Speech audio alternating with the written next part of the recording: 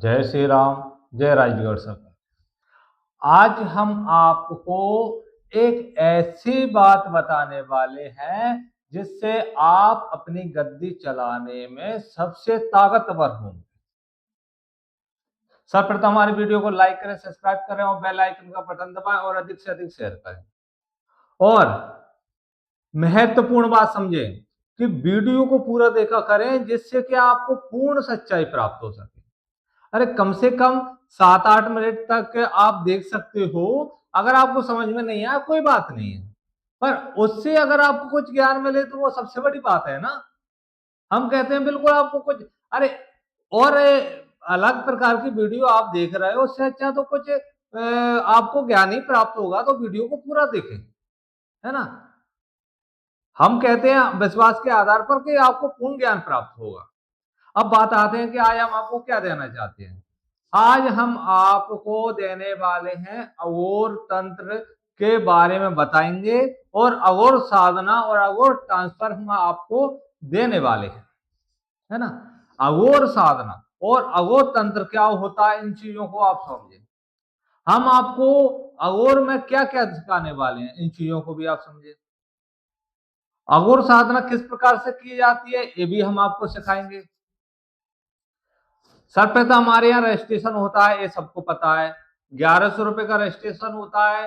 Registration के बाद आपका योग निकाला जाता है। योग के आधार पर साधना और ट्रांसफर दी जाती है।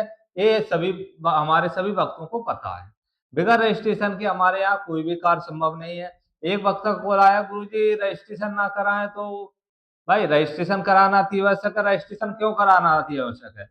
क्योंकि उस रजिस्ट्रेशन के आधार पर गरीबों को भोजन प्राप्त होता है, इसलिए रजिस्ट्रेशन हमारे लिए सर्वप्रथम है। ये मत समझना 1100 रुपए लेके हम हमारी जेब में रखते हैं। 1100 रुपए से गरीबों के लिए भंडारा जाता है, तो हमारे लिए वो 1100 रुपए अति आवश्यक है ना।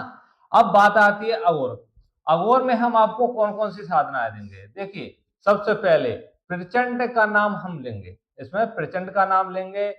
गंगाराम अघोरी, मनसाराम अघोरी, सत्यानाशी अघोरी, अघोर भैरव, शमशान भैरव, शमशान काली, सभी प्रकार की तामसिक शक्तियां। अघोर में वो शक्तियां भी हम आपको देंगे जो सात्विक में भी आती हैं, पर अगर आपके योग पे निकल के आएंगी सात्विक शक्ति तो देंगे हम, ठीक है। अघोर में आपको सभी प्रकार के शमशान विद्या दी जाएगी, सभी प्रकार की गद्दी विद्या आपको दी जाएगी, सभी प्रकार के तंत्र काट की विद्या आपको दी जाएगी, सिखाई जाएगी। अब गद्दी पे कैसे कार्य करना है ये भी आपको सिखाया जाएगा। और में मुंडमाला से किस प्रकार कार्य किया जाता है ये भी आपको सिखाया जाएगा। मुंडमाला से किस प्रकार जाप किया जाता है ये भी आपको सिखाया जाएगा, है ना। नींबू प्रक्रिया क्या होती है, नींबू प्रक्रिया से किस प्रकार बलि दी जाती है जिससे समस्या दूर की जाती है वो भी आपको सिखाया जाएगा। उतारा किस प्रकार होते हैं ये भी आपको सिखाए जाएंगे। देखिए, अघोर के बारे में एक शक्ति के बारे में बताना इससे अच्छा कि हम आपको वो प्रक्रिया बताएं जिससे आप पूर्णतः समझें। अघोर एक ऐसा माध्यम है जिससे कभी किसी का बुरा नहीं किया जा सकता। अघोर तंत्र यहां जुड़ जाता है, वहां किसी का बुरा अपन कर सकते हैं। समझ रहे हैं इस बात को।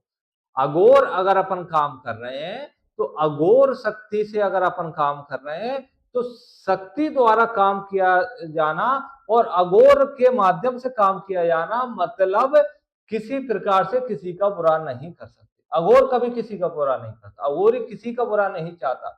उसको से शिव से मतलब है, भोलेनाथ, जगत गुरु भोलेनाथ से मतलब, उसको किसी संसार के किसी व्यक्ति से मतलब नहीं है। तो वो क्यों किसी का बुरा करे? पहली बात ये सच्चाई है। और तंत्र, तंत्र यहां जुड़ जाता है। देखिए, तंत्र को बदनाम कर दिया गया। वैसे तंत्र किसी का बुरा नहीं करता, तंत्र को बुरा गुरुओं ने किया है। देखिए, तंत्र बुरा क्यों करेगा? तंत्र को गुरु चलाएगा तो बुरा होगा, इसलिए तंत्र बुरा है।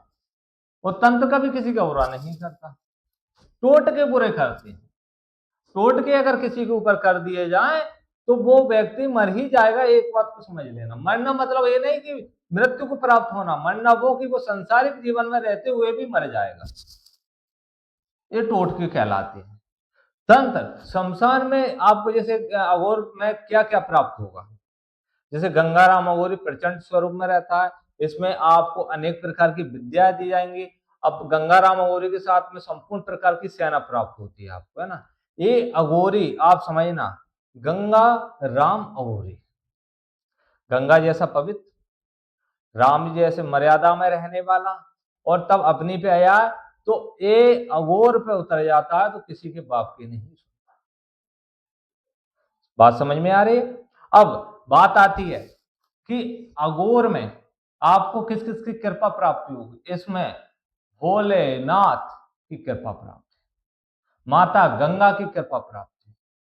आपने किसी शक्ति से गंगा जल उठवा दिया, उसकी क्षमता नहीं कि आपके आगे झूठ बोल जाए, ये सर्वप्रथम। तीसरी बात, माता काली की आपको कृपा, शमशान की जितनी शक्तियां सभी की आपको कृपा प्राप्त। अब सोच लीजिए शमशान में कितनी शक्ति प्राप्त होती है। और सबसे महत्वपूर्ण, भैरव की कृपा प्राप्त। शमशान में जितनी शक्ति प्राप्त है, आपको ये जरूरी भी नहीं कि शमशान में रहकर हम आपको साधना कराएं या शमशान में रहकर आपको ट्रांसफर दें, ये किसी भी प्रकार का हमारे यहाँ नियम नहीं। कुछ भोग होते हैं जो आपको 10 मिनट या 5 मिनट के अंदर देके आना है, तो वो हम कराते हैं। इसके अलावा कुछ नहीं, ना आपको चिता के पास में बिठाना जाएगा, ना आपको शमशान में बिठाना जाएगा। शमशान में सिर्फ जाकर अगर जरूरत होती है तो, अगर जरूरत होती है तो ले जाते हैं, अन्यथा नहीं ले जाते। शमशान में लेके आपको अलग से भोग दिला दिया जाता है। वो शमशान में जो पहरेदार रहता है उसके अधीन ही हम आपको भोग दिलाते हैं। हम किसी भी कानून के खिलाफ जाते ही नहीं। अगर हम में क्षमता होगी तो हम आपको शक्ति दे पाएंगे, अन्यथा नहीं दे पाएंगे। तो हम हमारी क्षमता के आधार पर काम करते हैं, ना कि ढोंग धतूरे के आधार पर काम करते हैं। माता काली को नींबू माला चढ़ाने से किस प्रकार समस्या दूर होती है, वो भी हम आपको सिखाएंगे। देखिए गद्दी का कार्य पूरा सिखाएंगे। इसमें आपको वशीकरण, उच्चाटन, स्तंभन, सम्मोहन, मारण, और इसमें आपको सभी राजनीतिक कार्य भी आपको सिखाए जाएंगे। गद्दी का, बाधा निवारण, है ना, नींबू लिप्टिम, और आपको कड़ाई बंधन, ये सारी प्रक्रिया सिखाई जाएंगी। बारिश होती है कि नहीं होती ये भी आपको सिखाया जाएगा। किसी भी प्रकार से भक्त आपके सामने आकर किस प्रकार समझाना है उस शक्ति के आधार पर, वो भी आपको सिखाया जाएगा। बिगर देखे किसी की समस्या को बताना, ये भी आपको दिखाया जाएगा। कैसे आज्ञा चक्र से देखा जाता है, ये भी आपको सिखाया जाएगा। त्रिकालदर्शी आपको बनाया जाएगा। सभी प्रकार के कार्य आपको किए जाएंगे। जिन भक्तों को अघोर तंत्र या अघोर साधना या अघोर ट्रांसफर लेना है, वो जल्द से जल्द संपर्क करें। रजिस्ट्रेशन प्रारंभ है। इसका एक महत्वपूर्ण, भक्त जैसे हमारे ट्रांसफर वाले और साधना वाले जितने हो जाएंगे, उनका एक शिविर अलग बनाया जाएगा, और ट्रांसफर वालों का अलग, साधना वालों का अलग, जिसमें आप सभी को बुलाया जाएगा। जितने रजिस्ट्रेशन होंगे उसी के आधार पर बुलाए जाएंगे। जो पहले रजिस्ट्रेशन कराएगा उसका पहले शिविर में बुलाया जाएगा, और जो बाद में रजिस्ट्रेशन कराएगा उसको बाद में बुलाया जाएगा। रजिस्ट्रेशन के आधार पर ही आपको बुलाए जाएंगे। तो जिन भक्तों को इस शिविर में आना है वो जल्द से जल्द संपर्क करें। जय श्री राम, जय राजगढ़ सरकार।